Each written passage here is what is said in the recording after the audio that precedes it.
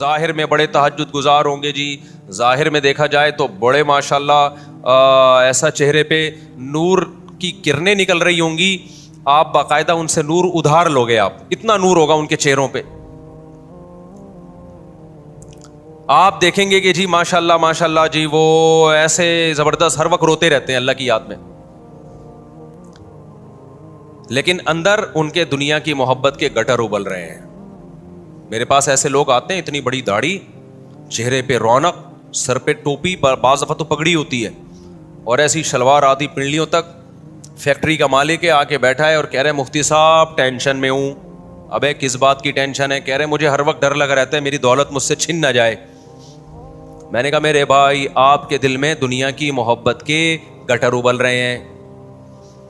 آپ نے پیسہ جیب میں رکھنے کے بجائے کہاں رکھ لیا؟ دل میں رکھ لیا. میں نے کہا اس کو دل سے نکالو. کہہ رہے کیسے نکالوں؟ میں نے کہا بولو چھن جائے تو چھن جائے, بھاڑ میں جائے تو کیا ہو جائے گا, چھن جائے گی تو. کہہ رہے چھن جائے گی تو کیا ہو جائے گا, سب کچھ چھن جائے گا تو کیا ہو جائے گا. میں نے کہا کیا ہو جائے گا؟ کچھ بھی نہیں ہوگا. کہہ رہے بھائی بہت کچھ ہو جائے گا. میں نے کہا ٹماٹر بیچنا ہے یار. کہہ رہے میرے بیوی بچے. میں نے کہا بیوی بچوں کو کہنا اسی ٹماٹر کی آمدن میں گزارا کرنے کرو, نہیں تو پتلی گلی سے نکلو. بعد میں بھی تو انہوں نے قبر میں اتارنا ہے کہ نہیں اتارنا؟ کیا خیال ہے بھائی؟ ابے کیا بیوی بچے تمہارے ساتھ قبر میں جاتے ہیں؟ تو میں نے کہا ویسے بھی انہوں نے قبر میں پھینک پھانک کے آ جانا ہے تھوڑے دنوں میں, اس کے بعد کتنے دن یاد کریں گے بتاؤ؟ آج کل کی جو لبرل اولاد ہے وہ 4-5 دن بھی تکلف سے یاد کرتی ہے, وہ کہ ابا چونکہ مرے ہوئے ابھی تازہ تازہ ٹائم گزرا ہے تو 2-3 دن تو یاد رکھو نا, ٹی وی شیوی نہ چلاؤ. وہ بھی ان کا دل چاہ رہا ہوتا ہے نئی فلم آئی ہے دیکھ لو, نیا ڈرامہ آیا ہے دیکھ لو, لیکن چونکہ لوگ کیا کہیں گے اس لیے وہ نہیں دیکھ رہے ہوتے. اس اولاد کی خاطر یار آپ اتنا اپنے آپ کو دنیا کی محبت. میں نے کہا انجوائے کرو انجوائے. اول تو چھننے کا کوئی خطرہ نہیں ہے, لیکن دنیا کی محبت کے گٹر ایسے ابل رہے ہیں کہ جس چیز کا خطرہ نہیں ہے نا اس کا بھی خطرہ دل میں پیدا ہو گیا کہ یہ نہ ہو جائے, وہ نہ ہو جائے, یہ نہ ہو جائے. میں نے کہا بھائی نوٹ کی گڈیاں نکال کے نا صدقہ کرو, صدقہ ایسے دیا کرو, یہ غریب یہ غریب. میں نے کہا یہ جو آپ دیتے ہو نا یہ تھوڑا سا اٹھنی اس کو پکڑا دی, وہ جو وائپر والا ہے, یہ والا صدقہ نہیں چلے گا مارکیٹ میں. میں نے کہا کتنی فیکٹری ہیں, 6-7 ہوں گی. میں نے کہا ایک نکال دے اللہ کے لیے. وہ تو مجھے ڈر تھا کہ بے ہوشی نہ ہو جائے وہ.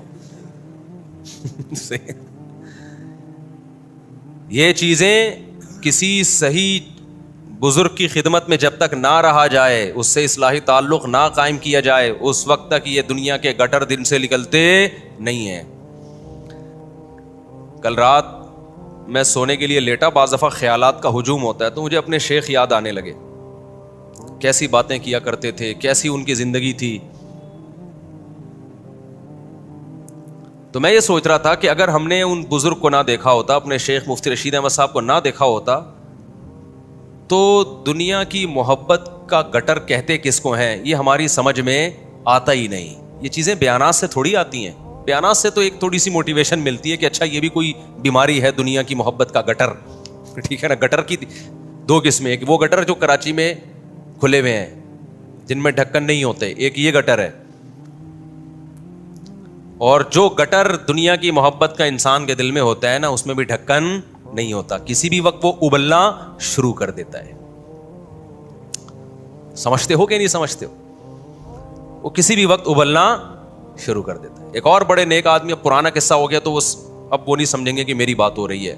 بعض دفعہ میں قصہ اتنے عرصے کے بعد سناتا ہوں, وہ تو بہت پرانا جاتا ہے, لیکن نیا قصہ سنانے میں حرج یہ ہوتا ہے کہ وہ سمجھ جاتے ہیں میری بات ہو رہی ہے. اور صاحب بڑے نیک, بڑے دیندار, یہ سب میں باتیں کر رہا ہوں جو گیٹ اپ سے اور نماز روزے سے آپ ان کا تقویٰ دیکھو گے, آپ بولو گے بھائی تقوی کی بلندیوں پہ یہ بندہ پہنچا ہوا ہے. میں بیت ہونے لگا تھا, اتنے نیک, مجھے لگا کہ یہ بہت ہی بڑے نیک بزرگ ہیں. جوان تھا وہ, اتنے یعنی ایجڈ نہیں ہے. میرے پاس آئے کہ اچھا میرے بیانات بھی بہت سنتے. میرے پاس آئے مفتی صاحب ہمارے 2 بچے ہیں, اب پریگننسی ہو گئی ہے بیگم کو, میں بہت ٹینشن میں ہوں. میں نے کہا ٹینشن کیا؟ یہب لمن یشاء اناثا, اللہ کہتے ہیں میں جس کو چاہوں بیٹیاں گفٹ دیتا ہوں اور جس کو چاہوں بیٹے گفٹ. تو گفٹ پہ کس کو ٹینشن ہوتی ہے؟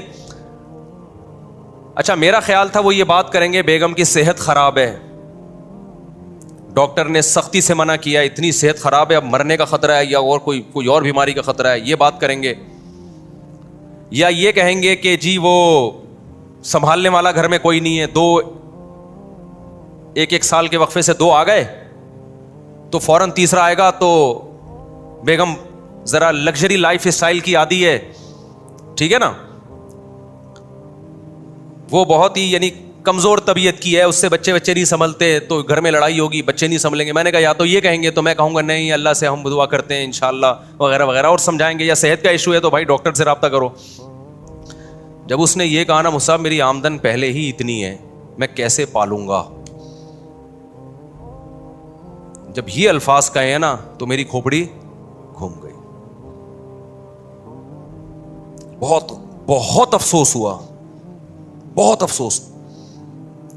یہ بات وہ نہیں کر رہا جس کے گھر میں کھانے کو روٹی نہیں ہے, یہ بات وہ کر رہا ہے جس کا ذاتی گھر ہے کروڑوں روپے کا. یہ بات وہ کر رہا ہے جس کی ذاتی گاڑی ہے, 0 میٹر کار خریدی اس نے اپنے لیے. میں نے کہا حضرت صحیح فرمایا کرتے تھے گیٹ اپ پہ مت جاؤ, اس سے تو وہ اچھا ہے یار. ایک ٹماٹر والا بھی کینو مالٹے بیچتا تھا, میں نیو کراچی میں تھا نا, تو اس وقت میں زیادہ مشہور نہیں تھا, تمیز سے گھوم لیا کرتا تھا. اب تو میں کہیں نکلتا ہوں مجھے ایسا لگتا ہے کوئی بندہ آ رہا ہے نا تو اس کے سر پہ سینگے مجھے آ کے ٹکر مارے گا وہ, مجھے میں اللہ معاف فرمائے ایسا کہنا نہیں چاہیے, فینز ہیں یہ سارے فینز ہیں, لیکن مجھے لگتا ہے کہ یہ ابھی آئے گا مجھے, تو میں ادھر سے نکلتا ہوں ایسا ڈاچ دے کے چلتا رہتا ہوں میں. اب تو یہاں نہیں کھڑا ہو سکتا میں اپنی مرغیوں کے پاس, 4 آدمی نا یہ مسجد کی جالیوں سے پکڑ کے یوں کھڑے ہوئے ہوتے ہیں, مجھے دیکھ رہے ہوتے ہیں جیسے حاضری نہیں آتی جیل میں, حاضری آئی ہوئی ہے. ادھر کا ہم دروازہ بند کر دیتے ہیں بھائی وہاں سے ادھر کسی کو نہ آنے دو, تو پھر مسجد کے گرل میں یوں کھڑے ہو جاتے ہیں ادھر. اب میں اپنا کام کر رہا ہوں, میں مرغیوں کو دانا ڈال رہا ہوں, میں بکری کا دودھ نکالوں ہوں, کھڑے ہو کے دیکھ رہے ہیں, تو عجیب سا لگتا ہے نا انسان کو یار کیوں مجھے گھور گھور کے. پھر میں ان کو بلا لیتا ہوں آ جاؤ یار سلام دعا کرو, پتلی گلی سے نکلو, کھڑے نہیں ہو یہاں. تو پھر پتہ چلا یہ جو بھی مشہور ہوتا ہے اس بیچارے کے ساتھ یہی ہوتا ہے, فیملی کے ساتھ کہیں نہیں جا سکتا آدمی, گاڑی روک روک کے بھی لوگ گاڑی میں کہیں جا رہے ہو نا آگے سے روک لیں گے, اتر سیلفی ادھر چلو, مجھے لگتا ہے بندوق نہ نکال لے سیلفی دے. تو یہ اللہ تعالیٰ نے چونکہ ہمارے عیبوں پہ پردہ ڈالا ہوا ہے تو اس لیے تھوڑی بہت عزت ہو گئی ہے. باقی مخالفین بھی بہت ہیں, طنز بھی بہت کر رہے ہوتے ہیں. کہیں جا رہے ہو نا ایسے طنز وہ نہیں بھپتیاں, جو مخالفین ہیں وہ ایسے بھپتیاں کس رہے ہوتے ہیں, طنز کر رہے ہوتے ہیں. اگرچہ وہ طنز کرنے والوں کا ریشو بہت کم ہے, لیکن طنز تو ایک بھی آپ کو پتہ ہے وہ سب پہ بھاری ہوتا ہے. تو میں لوگوں سے کہتا ہوں, ایک دفعہ جہاز میں جا رہا تھا, ایک صاحب بیٹھے ہوئے ایک نوجوان, اس نے مجھ پہ طنز کیا نا, یہ وہی ہے, اس طرح کی کوئی اوٹ پٹانگ سی بات کی. میں جا کے پیچھے بیٹھ گیا, تو ہمارے ساتھ دوست تھے. میں نے کہا اچھا ہے ایسے لوگوں سے آدمی بیلنس, بہت زیادہ عزت ہونا انسان کی ہر جگہ تو وہ اپنی اوقات بعض دفعہ بھول جاتا ہے. میں نے کہا اچھا اس طرح کے بھی لوگ ہیں, تو جو عزت وہاں سے ملتی ہے تھوڑی سی بےزتی ہوئی تو بیلنس ہو گیا, ٹھیک ہے تھوڑی عزت ملی یہاں سے, تھوڑی بےزتی ہوئی تو کیا ہو گیا, بیلنس ہو گیا. تو میں اس کو بھی کوشش کرتا ہوں انجوائے کرنے کی, ایسا نہ ہو آپ انجوائے مجھے جان جان کے کرانا شروع کر دیں. اچھا خیر, گارڈ آنے کے بعد تھوڑا مسئلہ کنٹرول میں آیا ہے.